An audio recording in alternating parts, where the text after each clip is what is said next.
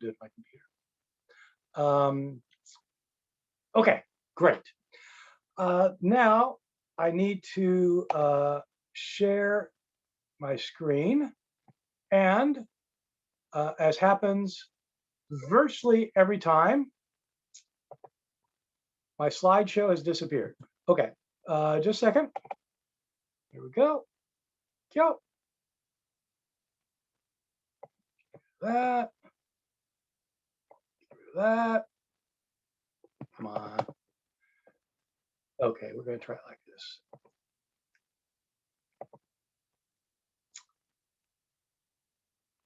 Sorry, y'all, but if you've been with me all this time, you'll be used to it. Okay, share screen.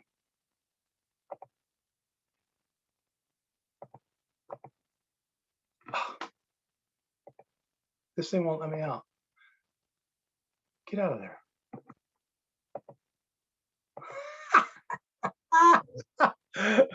Oh, God. Can you all see that? Lance, can you see that? The screen? I can only see you with a look of frustration on your face. I wonder why that would be. Okay. My computer's not functioning. Hold on a second. I can't get rid of that.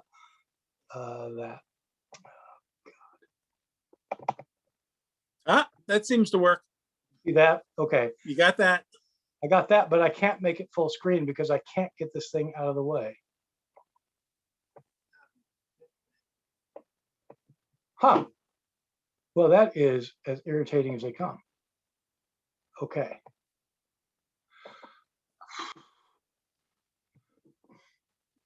So Lance, I'm trying to make this full screen. There is a, you know, that symbol when you go down to your, I think I have to get out of this and get back just a second. Someone on chat has recommended you try Alt Tab. Alt Tab. Yeah, no, the Alt Tab is what gets me to the share screen. Okay, I need to stop sharing the screen. Sorry, y'all. I'm sorry. But I've got to do it like this. Hit F5. No, I do that. I tried that too. And on my old computer that did it, but it doesn't do it anymore. So I need to, sorry, I need to stop. Did I stop sharing already? No, you're still sharing. Okay, I'm going to stop sharing. Okay, there. Now, let's get it up like that. No, it won't let me do it. Okay, gang, this is what we're going to have to do. Oh, there it is. Got it. Okay. Someone said try Shift F5. Shift F5. Oh, okay. And now it says pinch out for a bigger. Oh, it looks like you've got something there. There it is. Is that the full screen? Aha. Did you want to stop the recording and start again from scratch, or? That's a good idea because otherwise I'm going to have to edit it, and I'm no good at that either. Here we go. All right. Well, thank you all again for coming for this lecture. So the lecture is going to be on the infancy gospels. I think I called this Jesus the Wunderkind, and these are stories about Jesus as a young boy. There are several periods in the life of Jesus that people talk about as the missing years. The missing years are the years where the Gospels don't tell us anything about. If Jesus lived to be 33 years old, then most of the years are missing years. And so in the Gospels, in the Gospel of Luke, Jesus starts ministering when he's about 30 years old. Matthew, Mark, and Luke don't tell you how long he ministered. The indication is that it was a matter of months, but people think of Jesus ministering for 3 years because of the Gospel of John. In the Gospel of John, Jesus, on 3 separate occasions during his ministry, celebrates a Passover feast. And that's an annual feast, and so it has to be somewhat over 2 years, and so people round it up to 3 years. So they take Luke's indication that he was 30, John's indication that it was over 2 years, and they end up with him starting when he's 30 and dying when he's 33, which means 30 of those years are lost because we don't have much of information about them, with just a couple stories that I'll be indicating in a second. It's a real loss for us. For those of us interested in the historical Jesus, we would love to know about his entire life, not simply from the time he started his public ministry. It is very difficult indeed, even to know what happened in the public ministry, although we have 4 accounts of it. But we have basically no accounts of what was going on before that, and it is a very serious shame. There are several periods that are sometimes called the lost years. One period is the boyhood. Another period is the the young adulthood. And did he go to India to learn from the Brahmins? Did he go to Egypt and learn from?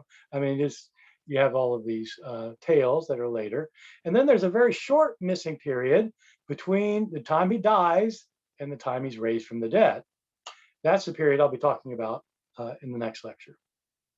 In this lecture, I'm going to be talking about the first missing period that is covered by a group of books called the Infancy Gospels. These are books not in the New Testament. They are called Infancy Gospels, using infancy in the older usage. It does not mean baby, Jesus as a newborn. It means Jesus as a young boy. Infancy here in the sense of Jesus being a young born child. A young boy. Okay, so the Infancy Gospels. Here we go. I'm going to talk about 2 of them in particular, but I need to introduce them by talking a little bit about what we know about Jesus as a boy from the New Testament. As you may know, the Gospel of Mark begins with Jesus as an adult being baptized by John the Baptist. So there are no stories about Jesus as a boy or a young man in Mark. The Gospel of John begins with a poem that describes Christ before he came into the world, but that poem doesn't say anything about after he came into the world. In John, there's no actual account of his birth or young childhood or anything like that. The action begins again with him being baptized by John the Baptist, and so both Mark and the Gospel of John begin the action of Jesus' life with him as an adult. Both Matthew and Luke have accounts of Jesus being born. I won't talk about these at any length, except to say that there are 2 different accounts in Matthew and Luke. The 2 accounts are very different from one another. They tell very different stories from one another. And in some ways, it looks like it's almost impossible to reconcile what Matthew says with what Luke says. They both do have stories about Jesus as a boy. Matthew basically has one, and Luke has a couple. The one in Matthew is when Jesus is born, he's born in Bethlehem, and wise men are following the star to worship him. They tell Herod that how long they've been following the star, the King Herod, and the King Herod decides to destroy the child. He does this by telling his soldiers to kill every child in Bethlehem, male child, who is 2 years and under. That's usually taken to indicate that Jesus was not just born last week, but that he'd been around for a while, that soldiers, just to be sure, had to. So he's probably thinking that maybe he's a toddler at this point, which would mean that he was growing up in Bethlehem. Later in Matthew, he ends up relocating to Nazareth after the death of Herod. In Matthew, between the wise men coming and his relocating to Nazareth is the trip to Egypt.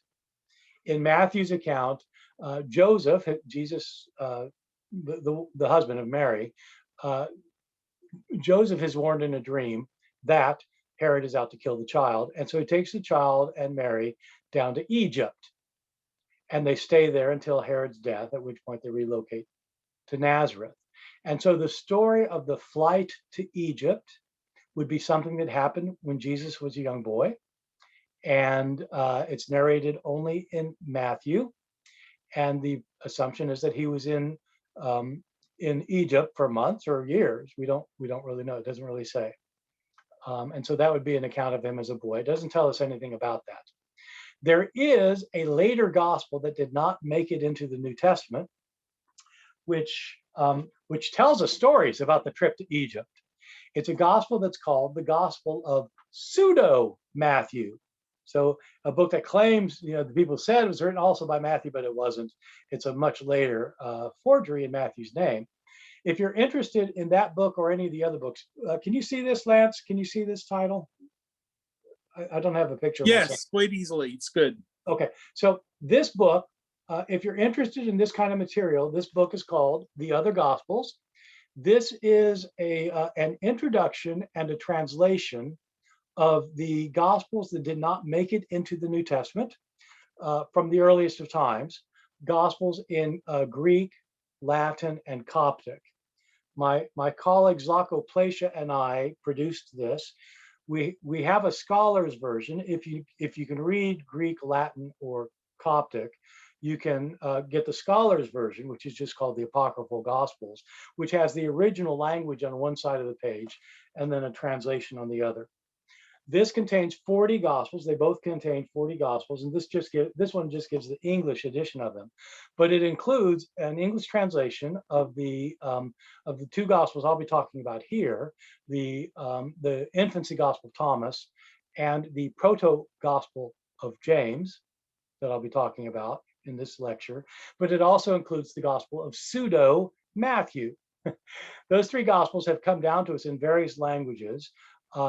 I translated the Greek text for this edition and most of the Latin, and Zlako translated the Latin and the Coptic, some of the Latin and the Coptic. So anyway, if you want to read Pseudo Matthew, it's fantastic because it tells stories about Jesus, among other things. It tells stories about Jesus' trip as a young boy to Egypt, including this rather famous story that Jesus' mother, Mary, they're making the trip, and it's a long trip, and they're worn out, and they're sitting by, at an oasis or something, and they're sitting under this date palm tree, and the fruit is way up high, and Mary looks up and says, "Oh, I just wish I could have a piece of that fruit," but it's like it was way, way high, and so the young boy, the infant Jesus, commands the tree to give its fruit to his mother, and the date palm bends down and gives her the dates. So she eats the dates, and then it bends back up.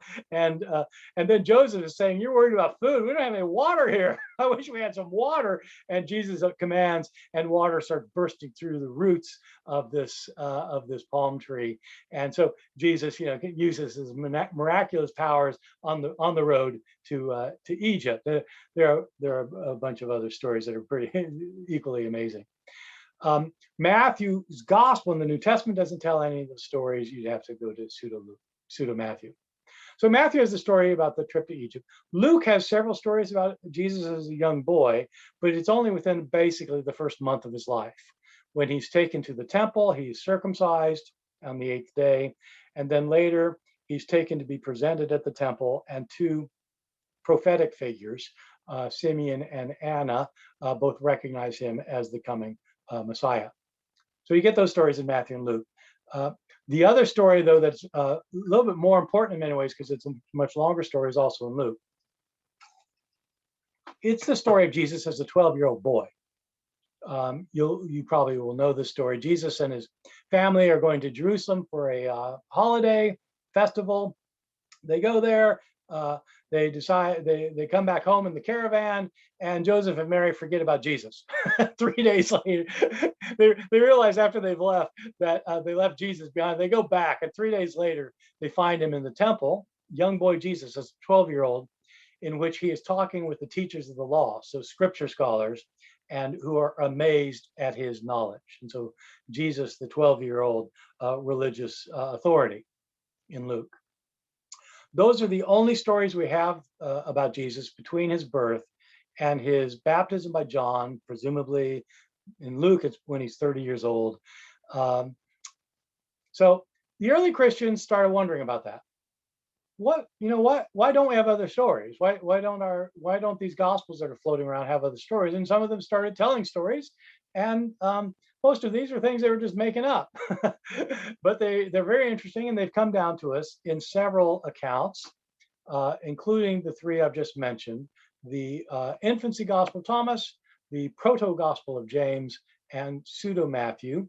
And in this lecture, I'll just be talking about the first two, beginning with the Infancy Gospel of Thomas. This book is called the Infancy Gospel of Thomas because there's another Gospel of Thomas, and the other Gospel of Thomas is more famous. Before 1945, everybody called this gospel the Gospel of Thomas. But then when the other Gospel of Thomas was discovered, people saw it as more important. So they called that one the Gospel of Thomas, or sometimes they'll call it the Coptic Gospel of Thomas. This was discovered in that collection that's sometimes called the Gnostic Gospels. Or more commonly these days, people call it the part of the Nag Hammadi library. Nag Hammadi is the village in Egypt near where these books were discovered, a collection of 13 books that were anthologies of texts that include the Coptic Gospel of Thomas. All the books in this Gnostic Gospels were written in the Egyptian language, Coptic. So I'm not talking about that. That book is a collection of the sayings of Jesus. This book I'm talking about now is called the Infancy Gospel of Thomas. It's about Jesus as a young boy. It begins with stories about Jesus as a 5-year-old, and it tells stories that cover the next 7 years until he's a 12-year-old, and the gospel ends by retelling the story about Luke about Jesus as a 12-year-old in the temple. And so this is a book that knew both Matthew and Luke, and ends up, the very end of it is ending with the story of Jesus as a 12-year-old. So let me give you, so the basic plot is that Jesus starts out with Jesus as a 5-year-old. He's old enough to play. He has, he's the Son of God. And so the issue raised by this text is, if Jesus was a miracle working Son of God as an adult, what was he like as a kid? And so this gospel tells story after story about Jesus as a young boy. The Infancy Gospel of Thomas is a little bit difficult to talk about because we don't have a lot of manuscripts of this. The manuscripts we have are mainly, they're from many centuries later. Most of them are from many centuries later. And they are so different that some of them have entirely new stories, entirely new chapters in them, and others don't have those chapters. And so it's hard to know which thing you're talking about when you're talking about the Infancy Gospel of Thomas. But they all, I think just about all of them have the stories I'm going to talk about here. This is, my students love this Infancy Gospel of Thomas, because Jesus as a 5-year-old has all the powers that would be available to the Son of God who's come into the world. He can do miracles, but some of the things he does strike modern readers as a little bit mischievous, and maybe not what you would expect of the one who loved his neighbor as much as himself. And so the account actually starts off in a very interesting way. Jesus is a 5-year-old, and in the first story, he's playing by a stream of water, and he collects this water into pools, and he's playing by this thing, and he decides to make some sparrows out of the mud. And so he makes these sparrows, and he's seen by the pool. He makes a dozen of these sparrows, and he's just playing there, making these sparrows. And a Jewish man walks by. And the Jewish man, an adult, is really offended because it's the Sabbath day. And Jesus is making things on the Sabbath. You're not supposed to work on the Sabbath. The man runs off and tells Joseph, Jesus' father, your son's at the pool, and he's made these sparrows, and he's violated the Sabbath. Joseph goes, and he goes to the pool, and he sees Jesus there, and he sees the sparrows, and he says, son, what have you done? You're working on the Sabbath. You're not supposed to do that. What are these sparrows doing here? Jesus looks at his father, looks at the sparrows, and he claps his hands, and he says, be gone. The sparrows come to life and fly off chirping. So in effect, Jesus is saying, sparrows? What sparrows? I don't see any sparrows here. He's destroyed all evidence of malfeasance. Okay, so the next story is he's got all this water in these pools. He wants the water, it's all muddy. He doesn't want it to be muddy. He wants to see the water, he wants to see through the water. So he orders it to become pure. And boom, it becomes clear just like that. Now there's another kid there playing with him who is horsing around, and this kid has a willow branch, and he decides he's a kid. He decides to scatter the water that Jesus has gathered together into these pools, and Jesus is ticked off. I just made these pools and just made the water. What are you doing? And so he turns to the kid and he says, "This is, by the way, this is the son of a scribe, son of Annas the scribe."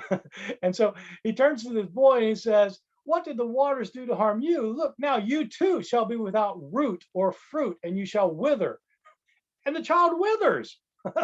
And uh, the parents come and take him away and carry this kid off. And they say, "Joseph, what kind of child do you have? Who does these things?" Okay, so it kind of goes from there. In the next account, Jesus goes back into the village and he's running around the village. There's other kids playing, and this kid comes up to him and bumps into his shoulder, running around. And Jesus gets ticked off. He turns to the kid and he says, "You'll go no further on your way." And the child falls down dead. It's like, yeah, yeah. So, and so this is the kind of thing that's happening in the story. At one point, Joseph decides that the problem with Jesus is, look, he needs an education, because he's doing all this stuff and he's got this miracle, but he needs to, needs to be educated. The way you solve these kind of problems is by getting an education. So he decides he's going to send him off to a teacher so that he can learn to read. Sends him off to this teacher. And the teacher's heard about the kinds of things Jesus can do, and he's a little bit nervous about this because when Jesus gets upset, it doesn't end well. And so the teacher says, "Okay, Joseph, I'll take him. Here's how I'm going to do it. First, I'm going to teach him Greek. Then I'll teach him Hebrew." And so he sits Jesus down and he starts teaching him Greek. He says, "Okay, we're going to learn the alphabet here. So I want you to repeat after me. Alpha, beta, gamma, delta. Repeat the alphabet after me, Jesus. Alpha, beta, gamma, delta." Jesus doesn't say anything. The teacher gets upset. "Jesus, why aren't you saying anything? I'm trying to teach you the alphabet." Little 5-year-old Jesus says to him, "You think you're a teacher? You tell me the power of alpha, and I'll tell you the power of beta." Teacher thinks it's a smart alecky reply, smacks him upside the head. The single greatest mistake of an illustrious teaching career. Jesus withers him on the spot. It's like, oh my God. So you have these stories.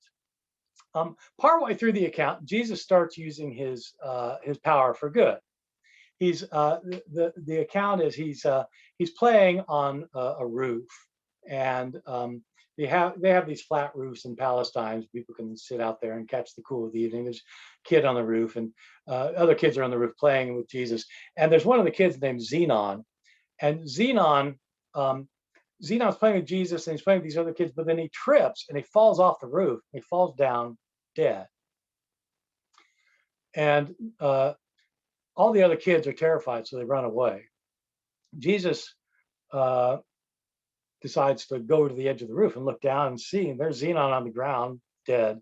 And Zenon's parents are then of course, show up just at that moment. and they say, "Oh my God, he's done it again. There's Jesus, there's my child.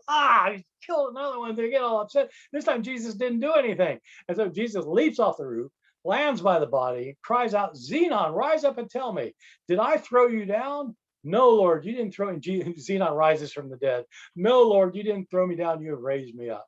And so it goes through these accounts. So Jesus starts using his powers for the good.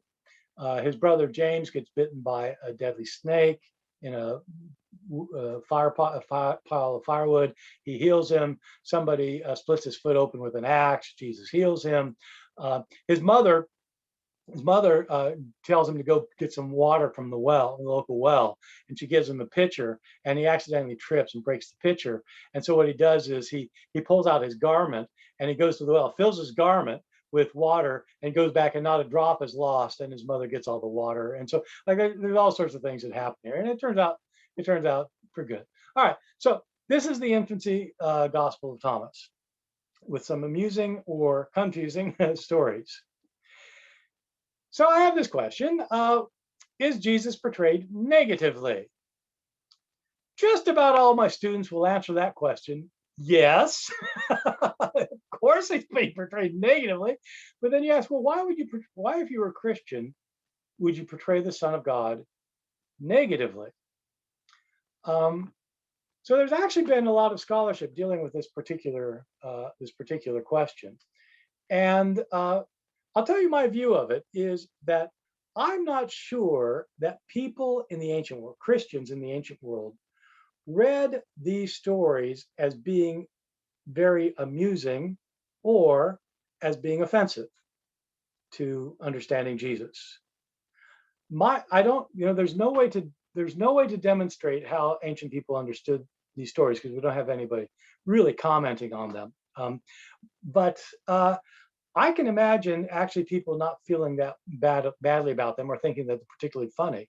I think that in fact, many of these stories are meant to foreshadow what Jesus is going to be like as an adult. I'll need to explain what I mean here. Take a second to unpack that a little bit. In the ancient world, when people wrote biographies of famous people, the biographies are not like our biographies today. So much so that scholars are hesitant to call the Gospels biographies because it gives people the wrong impression. If you say, like, the Gospel of Matthew is a biography, then people just assume, that Matthew went to the library and read a bunch of books about Jesus, and he did his research and he took notes and he, interviewed eyewitnesses, and then he wrote his account trying to be an accurate account of what Jesus said and did. And the ancient biographies weren't like that. Ancient authors didn't have access to databases, obviously. They didn't have access to libraries. Most of them didn't have access to books. They're basing things on what they've heard about somebody. And the account they tell of somebody, the biography, the word biography literally means a writing about somebody's life. These writings about somebody's life were more often meant less to give the facts and figures, to give the dates and the numbers. They weren't really striving completely for I don't know if you want to call it objective or unbiased ideas, things that the person really said and did. They were really designed more to show what the person was like. What was the person like? And biographies that started with an account of somebody as a boy would tell accounts of what he was like in order to show what he was going to be like his entire life. They showed accounts of him as a boy to show what he'd be like for the rest of his life, because in the ancient world, they didn't have the idea of character development that we have. Our understanding of what it means to be human has come down to us by modern psychology. And we tend to think that a person has formative influences on their life that change who that person is. Formative influences. It could be experiences, it could be people, it could be teachers, it could be parents, it could be friends, or things that change a person's character. In the ancient world, the idea was a person is born with their character and they grow up with their character. So if you tell stories about somebody as a boy, you can see what they're going to be like as an adult. Okay, that's so ancient biographies that tell stories about Alexander the Great, or Caesar Augustus or Plato or whatever. We'll talk about what they were like as a child to show what their basic characteristics were. I think that may be what's going on here in the infancy gospel of Thomas. I think there are foreshadowings of what Jesus is going to be like as an adult.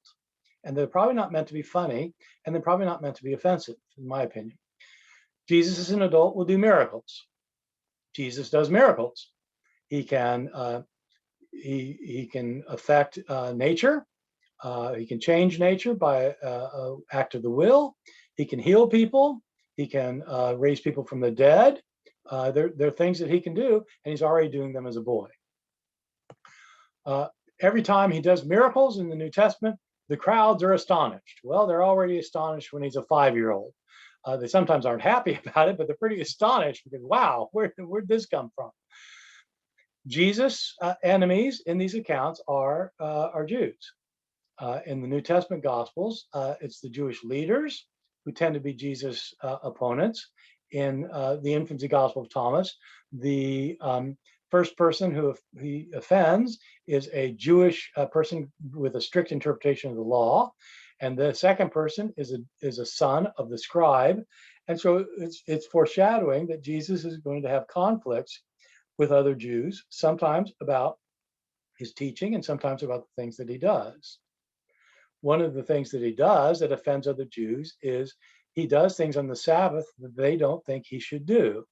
And so there are Sabbath controversies in the infancy gospel of Thomas, foreshadowing Sabbath controversies he'll have during his life. And he has controversies with teachers of the law, um, who have certain interpretations of what it means to follow the law. And Jesus has other interpretations, and it leads to controversies. And so all of these things that you find in the infancy gospel of Thomas, you find in the later gospels. My guess is that people who know about these later stories about Jesus are trying to show what it would have been like for him as a child. What it would have been like for him as a child. And so they come up with stories that are kind of replicas of what will be happening later. Okay, so that's the infancy gospel of Thomas. Let me say, and I don't think I mentioned this at the beginning, but as Lance said earlier, I'll be talking with somebody for 30 minutes after this whole thing. We are going to take questions and answers, though, after I'm done with my talk. We're going to do it through chat.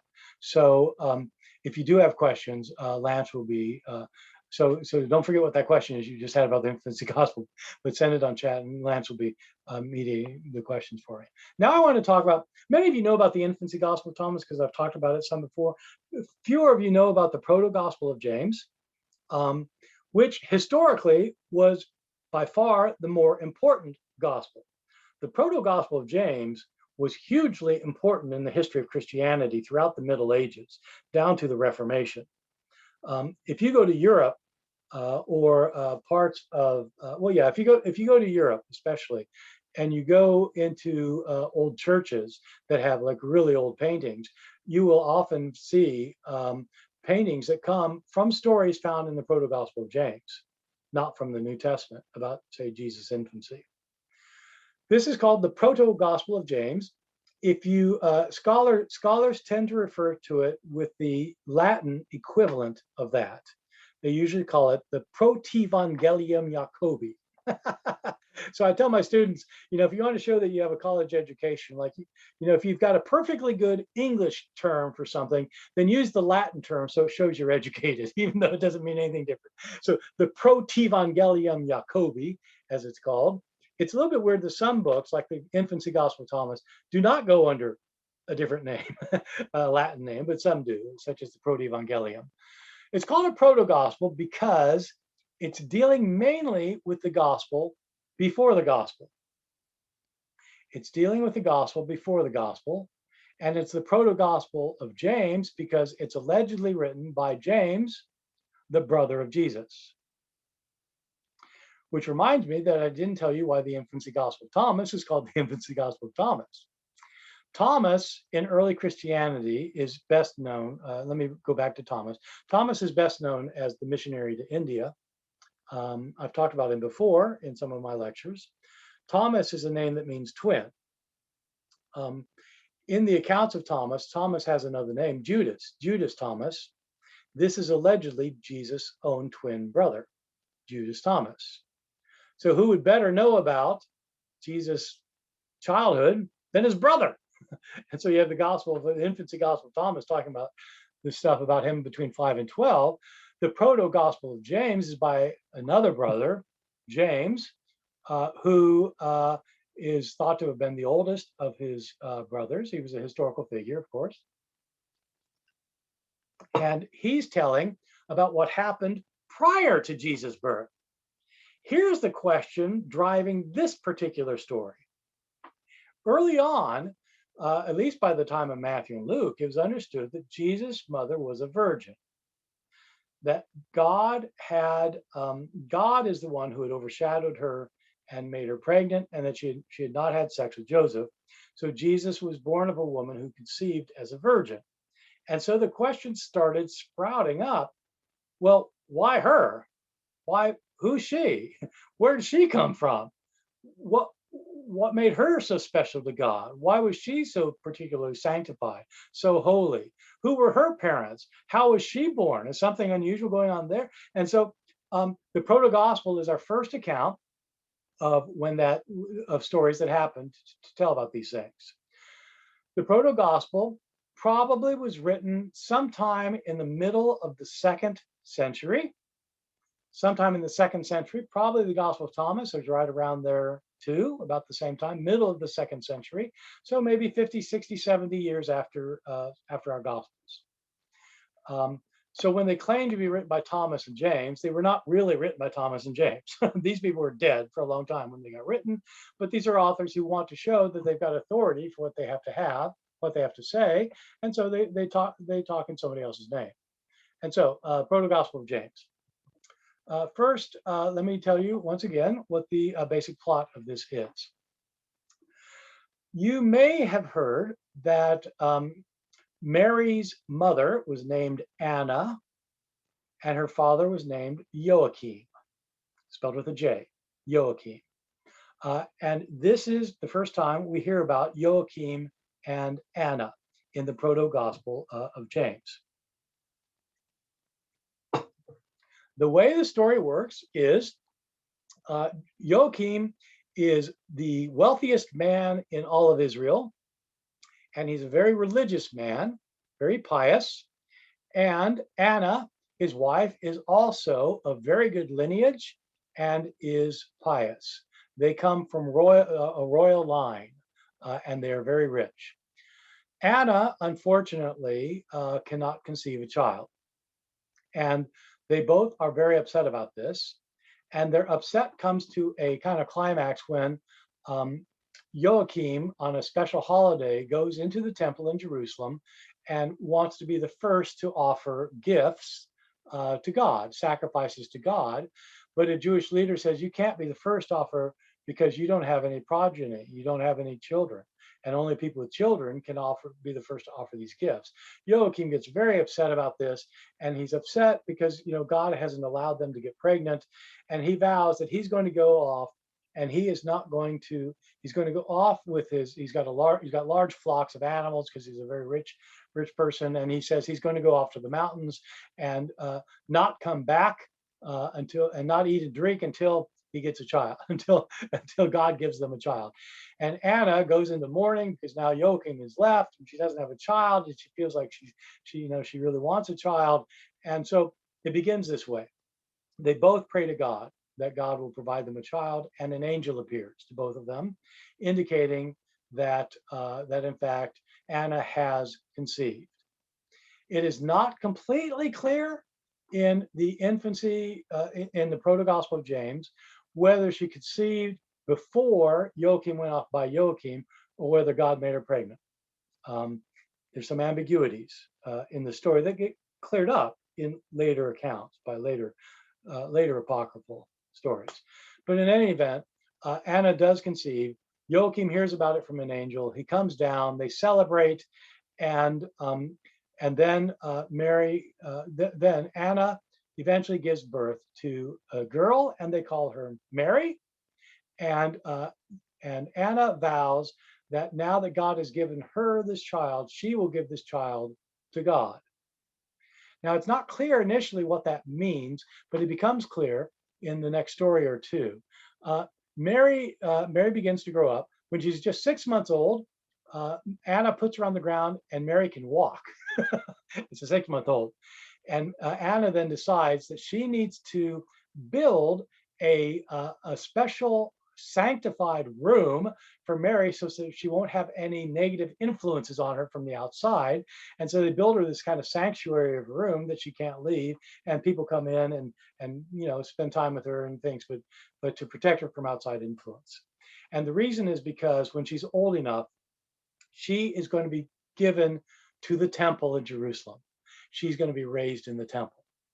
When she turns 2, Joachim wants to send her to the temple now, and Anna says, no, she's not old enough. When she turns 3, they decide, yes, she's old enough. As a 3-year-old, she's sent off to the temple, and she spends the next 9 years in the temple, never leaving the temple, being fed every day by the hand of an angel. Uh, and so she is so holy and sanctified, she's had no evil influences on her at all. And she grows up in the temple. When she turns to 12, the priests in the temple realize they need to do something about her because she will defile the temple. The story doesn't tell us what that means, but anybody who knows biblical passages will know what it means. She's going to soon start menstruating. And menstruation is not sinful, but it brings ritual impurity, as do many other things. If a man has an emission of semen, it makes him ritually impure. If somebody touches a dead body, they become ritually impure. It's not sinful, but you have to have the kind of a ritual to cleanse yourself of this impurity that you've incurred. And she's going to start having her period, and so the temple will be impure because it'll be in contact with her, and that you can't have that. So they have to figure out what to do with her, and the only solution is to marry her off. And they need to have at least, either have somebody marry her or at least like keep her. And so the priests put out a call to all the bachelors in Israel, and they all come. They hear the trumpets, and all the men who are single in Israel come together, including an old man named Joseph. And everybody is to hand in a rod that will be collected by the priests, and God is going to do a miracle to show which of these eligible men will marry Mary. And they collect the rods, and then they bring them out of the temple later. And there's a great miracle. A dove flies out of the rod of Joseph and lands on his head, and the high priest realizes, you're the one.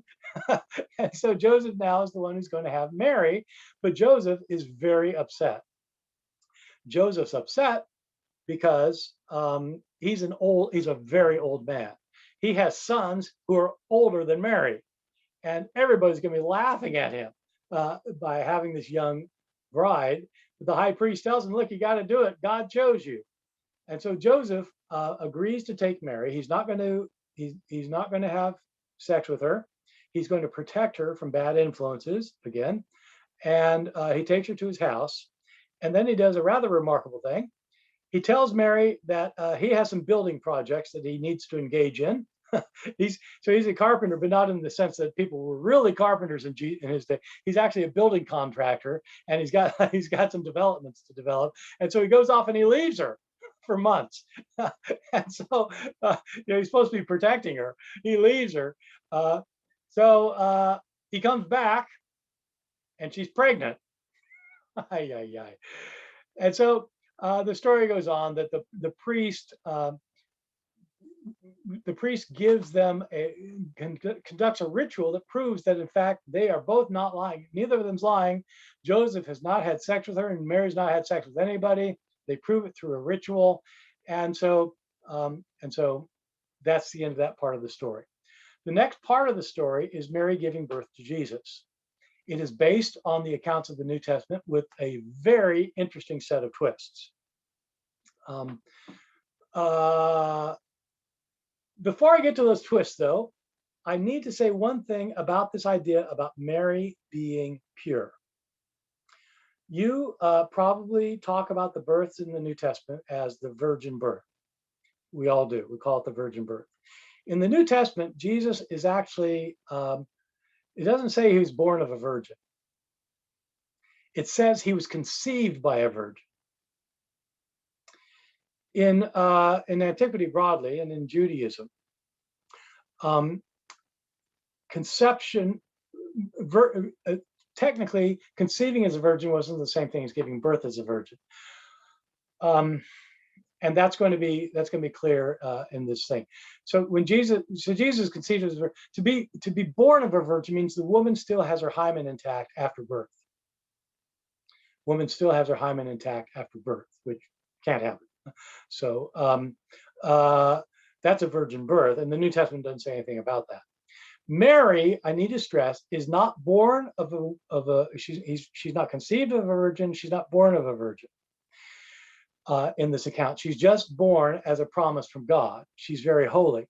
In later Catholic tradition, it came to be said that Mary herself had a miraculous birth, not only because God, the angel or God, had gotten Anna pregnant, but because she was different from all other humans. And in later Catholic tradition, they started talking about Anna being immaculately, talking about Mary being immaculately conceived. If you've heard the term immaculate conception, that is not a reference to Jesus. The Immaculate Conception is not the virgin birth. The Immaculate Conception is how Mary came into the world. And according to later tradition, from starting in the 5th century, the idea is that Anna, she had sex. They were trying to have babies, so she was not a virgin. But when she conceived Mary, God did a miracle. The miracle was that Mary was not given a sin nature. Okay, so here's the deal. According to later theology, 4th, 5th, 6th century theology, all of us are born with a sin nature. All of us are going to sin. We all sin. We're going to sin because it's our nature to sin. Why is it our nature to sin? Why are we like that? Because we're human. Well, why does that make us sin? Because we're all descended from Adam and Eve. Why does that make us sin? St. Augustine came up with the idea, or he developed the idea. St. Augustine, the 5th century, early 5th century, developed the idea that the reason everybody is born with a sin nature is because the sin nature is passed through the sex act. The parents, by having sexual intercourse and conceiving a child, the child gains a sin nature just as much as the child's going to gain a body. It's part of being human. It's passed on through the sex act, and it's handed on from the parents to the child. So if you've got a human parent, you're going to have a sin nature. Well, Mary's a human parent. I mean, Mary has a human parent, Anna. So why didn't she get the sin nature from Anna? And Joachim had sex with her. So why didn't she get the sin nature? She didn't get the sin nature because God did a miracle. She didn't conceive as a virgin, but when she conceived, God made sure that she did not pass on the sin nature. So Mary did not have a sin nature. She was immaculately conceived. That's the later Catholic doctrine. So the proto-gospel is kind of starting this idea that Mary's own birth is unique. Okay, so back to the plot. Joseph and Mary, Mary has this child, Jesus. How does it happen? So it's a very interesting story. It has to do with what I just told you, this background. Joseph has to register for a census in Bethlehem. And so he and Mary, this is from the Gospel of Luke, of course, Joseph and Mary go to Bethlehem. But before they can get there, she goes into labor. She's sitting on a donkey. She goes into labor. Joseph freaks out. What am I going to do? We're in the middle of nowhere here. He finds a cave and he takes her and he puts her in a cave. And his older sons are with them. And he says, okay, you boys, take care of her. I've got to go find a midwife. Joseph runs off to find a midwife. And then in one of the most fascinating passages, chapter 18 of this account, Joseph is running off to find a midwife, and suddenly time stands still. He sees that everything stops moving. The birds stop flying in mid-flight. He sees shepherds who are reaching to strike one of their goats, and their hand is stopped in midair. The clouds stop moving. The water stops flowing. Time stands still. And Joseph's looking around and he sees it all. And then it picks up again. What's going on? This is the moment at which the Son of God came into the world and all time stood still. He runs off. Time resumes. Joseph runs off and he finds a midwife. And he says, are you a midwife? He finds her on a hill someplace. Yes, I'm a midwife. Mary in this cave is giving birth and she needs help. Is she your wife? No, she's not my wife. She, and he kind of explains, in fact, it's a virgin birth. So he said, what? So they go to the cave and there's a cloud over the cave. he and the midwife, and as they're looking, the cloud disappears, and there's a bright light that's coming out of the cave. And the midwife says, "I have seen a miracle today." Uh, and they look, and the bright light disappears, and they see an infant who walks over to his mother and starts being nursed by her. So newborn Jesus is walking, and and the midwife is so amazed at this, she runs off and she finds a colleague of hers who happens to be named Salome. He says, "Salome, I have just witnessed a virgin birth." Salome doesn't believe it. "You haven't witnessed a virgin?" "Yes, no, I have." "I won't believe that a virgin is given birth unless I give her an internal exam." And so in this account, Salome and the other midwife go back to the cave. The first midwife tells Mary, "Okay, brace yourself because there's a dispute about you." And Salome gives her an internal exam. Um, there are debates among scholars. The more common view is that she was checking to see if the hymen was intact. Because if it's intact, then she's still a virgin, and it's intact. And as a result of her giving her an internal exam, her hand starts burning because she didn't believe in the miracle of God. And so now her hand is burning off, and she prays to God that her hand will be healed. And an angel comes to her and says to pick up the child, and she picks up the child, and her hand is healed. And so now Jesus has been conceived. I'm sorry. Now Jesus has been, his mother is immaculately conceived. He has been conceived of the virgin mother, and now he's been born of a virgin. And then later, of course, they'll develop the whole doctrine of the Immaculate Conception. Okay, so that's the basic story about Jesus in the Proto Gospel of James and the prehistory of the Gospel. They're very interesting stories, fascinating stories. They highly have influenced art over the years. You know, have you ever noticed how in that artwork that you see, whenever you see a picture of Joseph and Mary and the baby, have you ever noticed that Joseph is really old? What's that all about? Nothing in the New Testament says anything about that. Nope. It comes from the Proto Gospel of James. The idea of the donkey, that's not in the New Testament. No, Proto Gospel of James. You can go. There's a whole list of things. This was a very influential text throughout the Middle Ages when they told stories about Jesus. Most people couldn't read. They told stories, and they told stories whether they were in the Gospels or not, in the New Testament Gospels or not. But these stories were very popular. But it'd be a mistake to think that they were simply popular stories. And I want to take a few minutes to explain this. I'm going to try to explain that there was an apologetic function to these stories. The term apologia in early Christianity, charges and responses. So the term apologia it doesn't mean saying you're sorry for something. An apology is not saying you're sorry in early Christianity or generally. Apology means a reasoned defense against charges. People attack religions. They charge things with religion. Sometimes what they charge is right. Sometimes it's wrong. They charge philosophers with things. Sometimes they're right. Sometimes they're wrong. They charge politicians with things. Sometimes they're right. Sometimes they're wrong. People defend themselves. If you come up with a smart defense of what you're charged with, that's an apology, apologia. Early Christians were definitely charged with all sorts of things that you wouldn't expect today. In the second and third centuries, when Christianity was a struggling minority, there were charges you'd have trouble believing. Christians were thought to be completely antisocial. You know, they didn't like people. They were known as those who hated the human race. Why? Because Christians wouldn't participate in the civic life of their communities, which always involved sacrifices to the gods. Christians the parties were festivals to the gods, and Christians wouldn't participate, so they were thought of as antisocial. Moreover, they didn't believe in the gods. They rejected the state gods, the city gods, the family gods, our personal gods, the gods of, and so they were called atheists because they rejected the gods. Christians were thought to commit infanticide. They have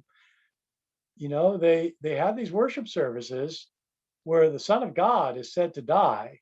And what do when the Son of God dies? They eat his flesh and drink his blood.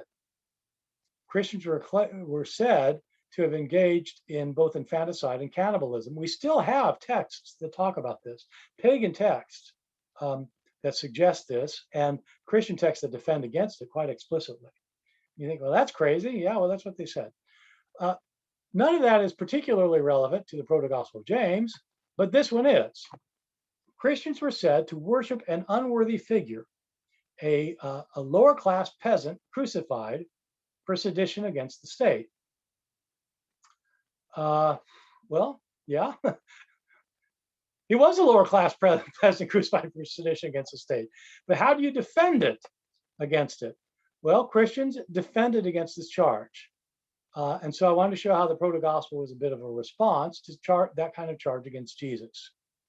Here are some of the common charges related to Jesus' background, that the proto-gospel defends against.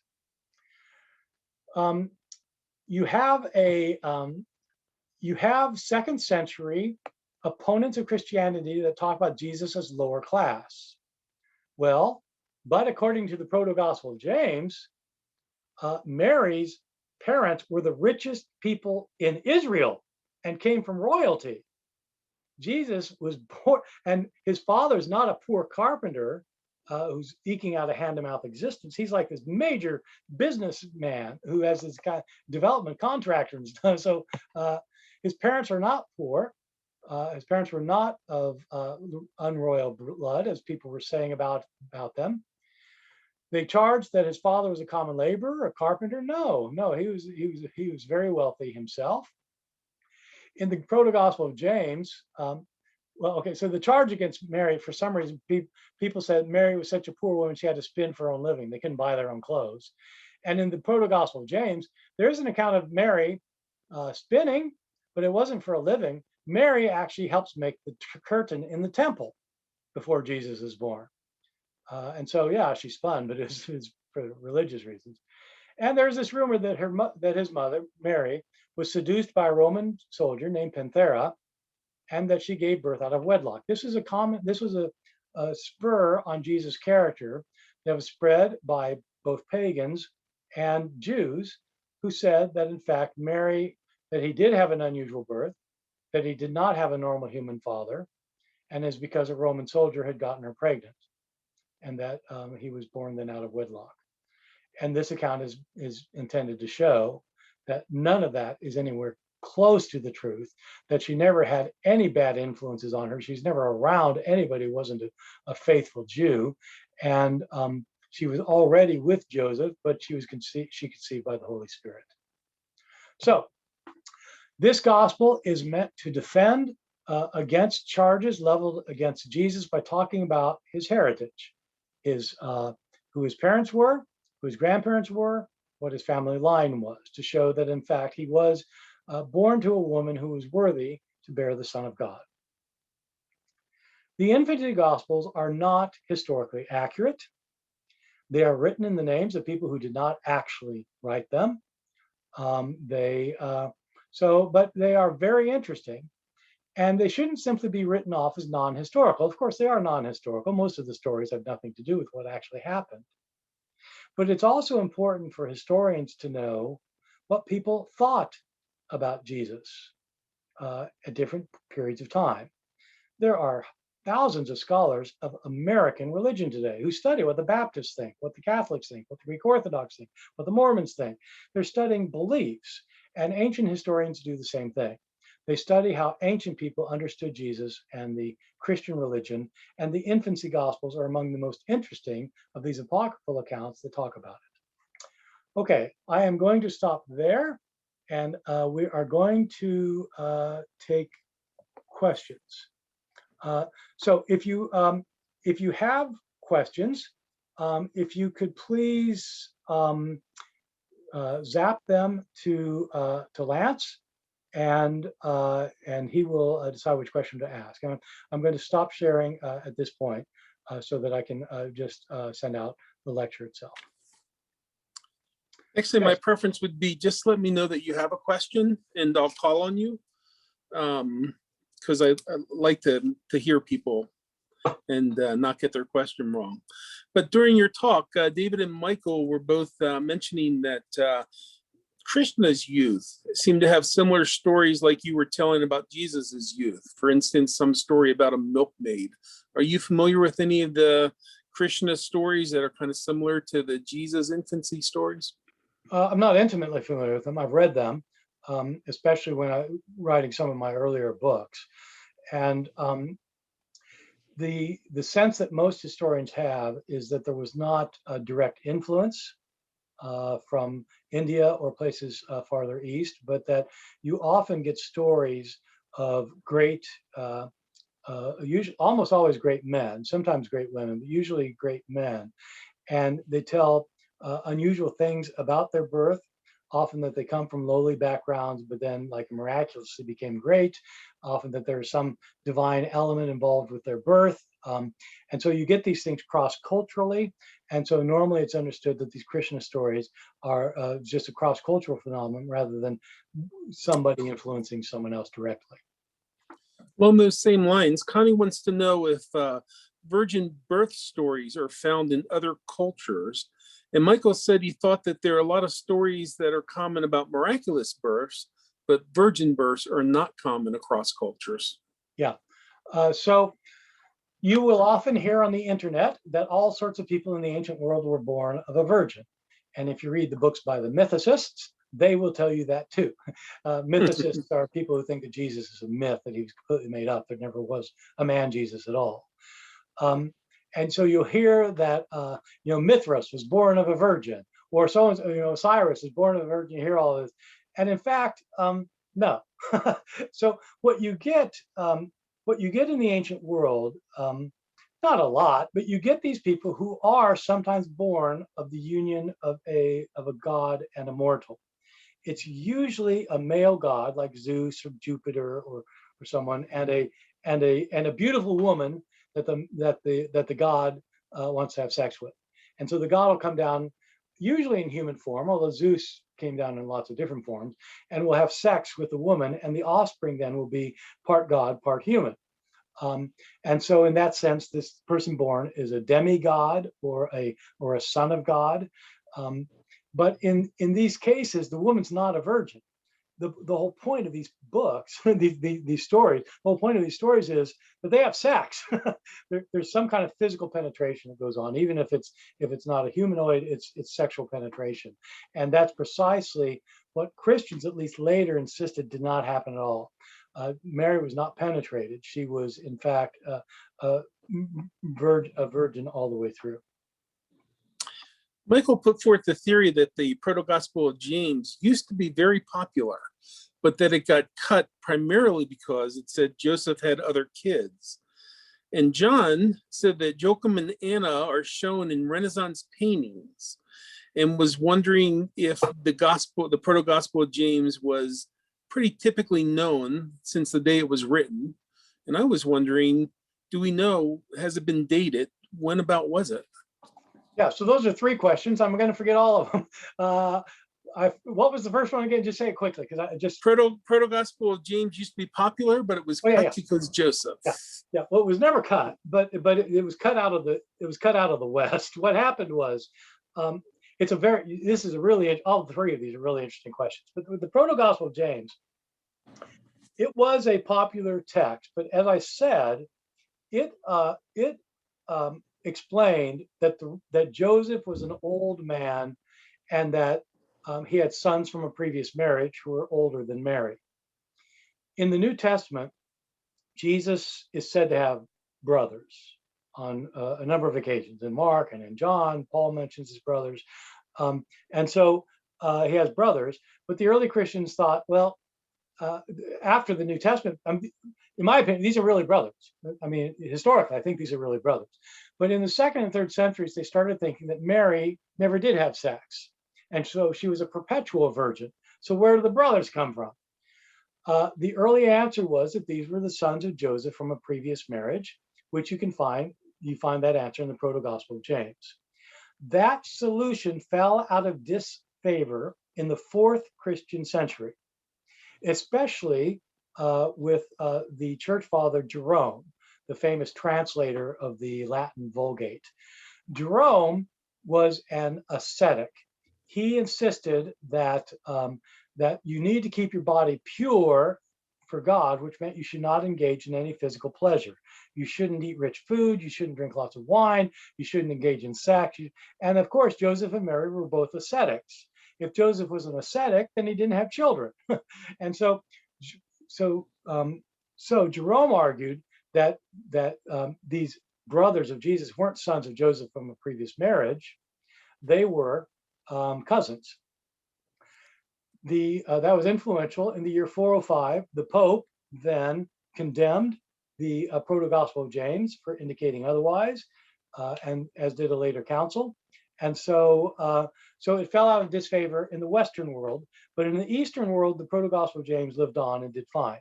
In the Western world, what happened is that its stories were taken over by this book called the Gospel of Pseudo-Matthew that I mentioned earlier. Took over the stories, but it got rid of the things that were problematic. And so it did fall out of disfavor in the West. The second question was about influence on art, about Joachim and Anna. And yes, they definitely are portrayed frequently in art. Often, for example, one of the most famous scenes is when he comes back down from the mountains and she goes out to kiss him at the gate. You find this Joachim and Anna embracing at the gate. As to when it was written, there are some debates about it, but it's usually dated to the middle of the second Christian century, so 60, 70 years after the New Testament was written. Great. David Morton, you want to unmute yourself and ask your question?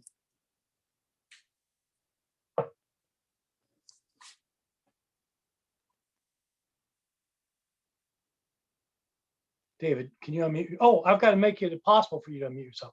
Hold on a second. Right, good point. Right. Okay, you should be able to do it now, David. Hey everyone, I just had a quick point, and it was on the infancy narrative from Thomas. And you mentioned how a lot of it is a precursor to the events in the Gospels, or the way Jesus is depicted in the Gospels. But how would you explain him striking people dead or making them wither and things like that? Yeah, right. So he doesn't do that in the Gospels. That's absolutely right. Yeah, so I'm not saying that everything in that is foreshadowing. I'm saying some things are. I think what's going on there is the early Christians toward the end of the first century, became rather emphatic that Jesus was coming back in judgment, and that those who reject him are going to be judged. Okay. And I think what this is doing is foreshadowing the last judgment, that if you cross Jesus, you're going to pay the price. So I think that's what.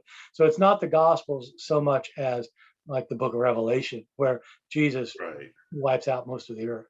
Yeah. So he had to have the power to deal with the quick and the dead, and so he has that ability to strike people dead. Okay. Yeah, that's it. Yeah, I think that's okay. It.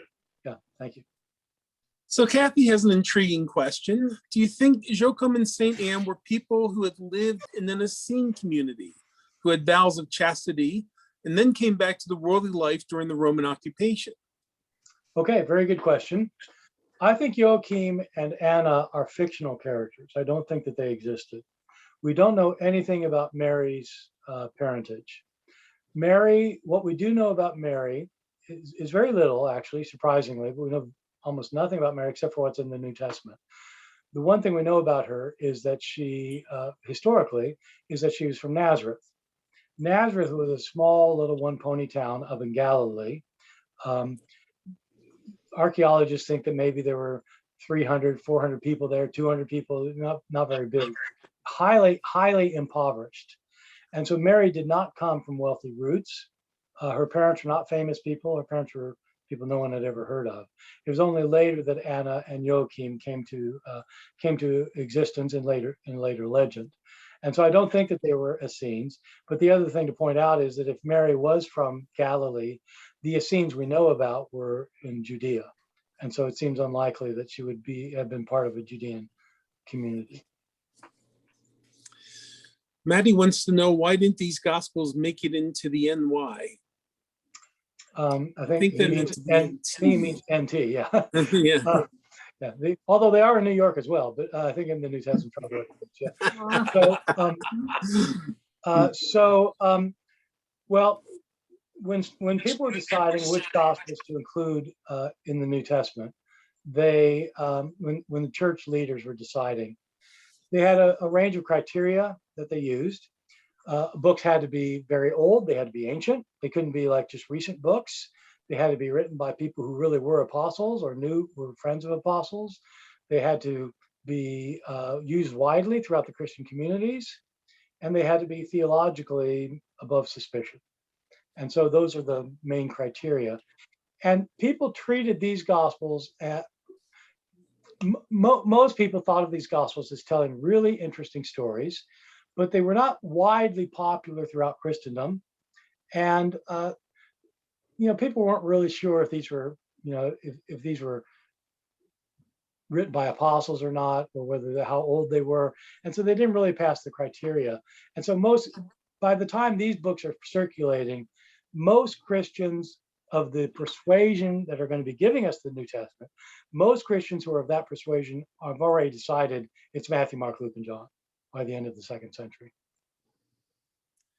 Michael Waddell, did you want to go ahead and unmute and ask your question? Sure. With all the other book stuff going on that you were talking about, it's a little awkward, but how's the book on Revelation coming? Yeah, right. Am I doing that? Yeah, I'm supposed to be doing that. I actually am doing it, and I'm doing a webinar actually tomorrow with the platinum members of the blog. If you're not a platinum member, you might think about joining. It costs more, it costs a lot more, but it's good. It costs $200 for an annual membership for the platinum membership. But one of the things I do is a periodic webinar with them, and I'm doing my webinar tomorrow with the platinum members on the issue of what does Revelation reveal. I've actually it's coming together kind of slowly, because I'm changing my mind about what I want the book to do. I'm getting really interested in its use of violence and how it portrays violence as coming from God. And I'll tell you just this one little anecdote. Today, at the dog park, when I was taking my dog out for a dog run, I took along with me D.H. Lawrence. You know D.H. Lawrence, right? Women in Love, etc. D.H. Lawrence, he wrote a book on the apocalypse. And he hated the apocalypse, hated it. and so he has this thin little book about the apocalypse that is really interesting. And so, but a lot of it is about how, what an awful book it is, that God destroys everybody, and that, you think that Christianity is about turning the other cheek. Yeah, not the book of Revelation. And it's very interesting because, Christians always talk about how the Old Testament is a God of wrath, and the New Testament is God of love. And I ask them, did you read the last book? You don't think God's a God of wrath? Read the Old Testament, read Revelation. Oh my God, it's far worse than anything in the Old Testament. So So anyway, so it's coming along. My goal is to have it in draft by the end of the summer. So we'll see if it happens. Al and Anita have an interesting question about Mark that I couldn't quite follow. So if Al or Anita could unmute themselves and ask that question directly. Yeah, thanks. Can you hear me okay? Yes. Bart, listen, thanks very much for the lecture. I really enjoyed it. This question has been bugging me for years. There's an author, I prefer not to mention his name. He claims that he asked you this question, and basically, here's what he says. He says that Mark 1:3 says, well, obviously, his interpretation of Mark 1:3 is when Mark is quoting Isaiah 43, as in chapter 40, verse 3, which says, prepare the way for the Lord. This author says, well, because Mark says in 1:3, in chapter 1, verse 3, prepare the way for the Lord, that's evidence that Mark believes that Jesus was God, not just a human being who is elevated to the status of God, which is, I know, your view. I actually share your view. I think you're correct, that you're saying that Mark does believe that Jesus is divine, just not, not the incarnation of God, which is was John's view. So I think you take the adoptionist view in Mark, if I'm not mistaken, that is. So I'm just wondering, can you expand on this point? If Mark thinks that Jesus is divine, as you say, then why does he quote Isaiah 43 saying, "Prepare the way for the Lord"? What's going on there? I'm missing something, obviously. So the word that's used there in Mark 1:3 is kurios, prepare the way for the kurios.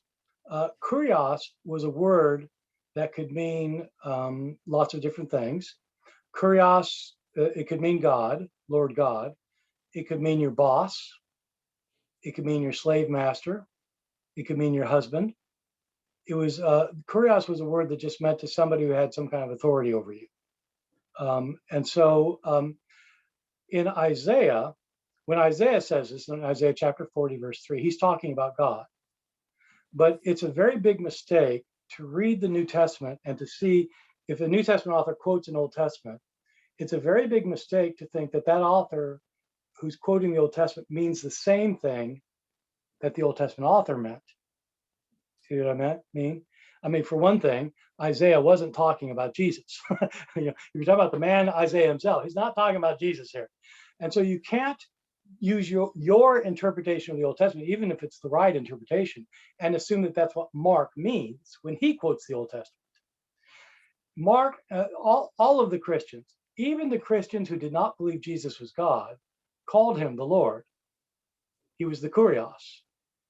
And so this verse does not indicate one way or the other whether Mark thought Jesus was God or not. It just means that he interprets Jesus to be the Lord. Does that make sense? And the Lord, so I think that I think you're right. I think Mark does think that Jesus in some sense became a divine being. I think Mark does think that. But I don't think that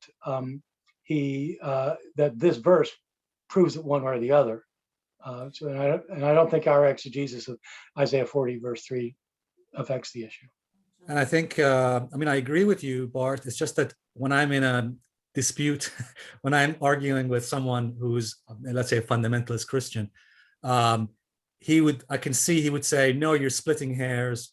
It's clearly saying here. No, look, I'm not splitting hairs. Look, all you have to do Yeah. is look at how the New Testament authors quote the Old Testament. Right. And you'll find time after time after time where for example, in Matthew's gospel, the one everybody knows if they've listened to me is, a virgin shall conceive and bear a son. That's not what Isaiah is talking about. But even better, at the end of chapter 2, where Matthew says that the reason Jesus, Joseph, and Mary relocated into Nazareth is because the scripture says he shall be called a Nazarene. What? Where? There's no scripture like that. So the fact that a New Testament author quotes a scripture is not proof of what So yeah, I think it is not splitting hairs. It is simply actually doing your homework. Is there, if I can ask you another follow-up question, is there something in Mark that made you, what made you more convinced that Mark is saying that Jesus is a human that is then elevated to the status of God? What is the one thing that makes you more persuaded that that's because in Mark's gospel, true? Jesus never talks about himself as being divine. No, he doesn't call himself God, doesn't indicate that he's God. He draws a sharp contrast between himself and God. None of his followers call him God. None of his followers say that he's God. There's nothing in this gospel. If you just had this gospel, there would be nothing to make you think that Jesus was God while he was alive. But he does get raised from the dead. And in early tradition, if somebody's brought back to life and goes up to heaven, they become a god. And so that's I think you just can't read the Gospel of Mark and make it say what the Gospel of John says. I think that's muddying the water. So. Wow, that's some things to think about. Thanks so much. Tom wants to know, did Jesus have any possible connections to Indian or Buddhist religions? And I'll tack on to that, a couple years ago, there was this fanciful story about how Jesus during the lost years went to India and became a Brahmin. Is there any scholarship behind those stories? There's scholarship about those stories, but they don't support the stories. So the answer is no. The historical Jesus almost certainly did not go to India. It looks like the longest trip he ever took in his life was he went 100 miles to get to Jerusalem the last week of his life. People who were lower class, hand-to-mouth laborers in a little hamlet like Nazareth did not travel. I'm not sure he ever went to Sepphoris, which is like 4 miles away. I'm not sure, 4 kilometers. I'm not sure he did. So there's nothing to suggest that he went anywhere else, except for actually, I'll tell you where people get this from. They get them from Gospels that claim to be discovered in the 19th century. So there are a group of Gospels claiming to be discovered in the 19th century, where like there'll be some English traveler who's going to Nepal, or he's going to India, and while he's there, he breaks his leg, he ends up in a monastery, and and they give him this old book, and he realizes that it's a gospel, and oh my God, Jesus was here, they knew about. You get these things. So I do have a chapter about this. If you want to know the scholarship plans, I do have a chapter of this in my book Forged. My book Forged is mainly about early Christian texts that were written by people who did not actually write them, but claiming to be written by people who didn't write them. But the last chapter I reserve for these modern gospels that people still read about on the internet. They still think these really happened. Jesus really did go study the Brahmins. He really, and like, yeah, actually, no, I don't think so. So. Yes, as Christopher Hitchens would say, everyone, that's the book Forged, available at fine bookstores everywhere. Yeah, exactly. Okay. So I have time, Lance, just for one more question, then we're going to have to bring it to a halt. Okay, then let's see who's got quick fingers. And if somebody wants to unmute and ask the last question, you're up.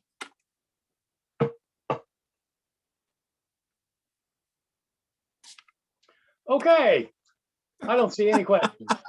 That is a-okay. So what we're going to do, okay, so thank you all, and thank you for donating to the blog. And if you have suggestions for making the blog better, please do let me know, because this is meant to be a service to you. It's got, I'm the service provider, so just let me know what I can do, because we want to grow the blog. Because it's just providing money for charity. I'm going to do a breakout room. Is Bill out? Bill, are you with us? Bill, you with us? Huh. The person under Bill's iPad, is that Bill Ott? It's Bill Ott. Hey, Bill. Can you hear me? Yeah, Bill. I'm going to put you and me in a. I'm going to put us in a breakout room, if that's okay with you. And everyone else you can carry on chatting together as you please. But I'm going to try and put you in a breakout room, Bill. As you may know, I'm not very good at this. Let me see. Okay. Sign manually. And then just a reminder, Bart, when you come out of the breakout room, don't just hang up on all of us. Okay. Some poor soul was sharing with us 2 weeks ago, and all of a sudden, boom, disappeared. Okay. I will try to do this. Thank you, Bart. Okay, good. Thank you. For everyone else, we're going to stick around, some of us, and just have open chat to whoever wants to talk about anything they want to talk about. Hey, Lance. Yeah, let's wait just a moment to make sure that Bart made it to the breakout room. Yeah, please. I got Bill in the breakout room now, trying to remember how to get myself into the breakout room. Still says recording bar. I don't know if it is or not. But it Ooh. says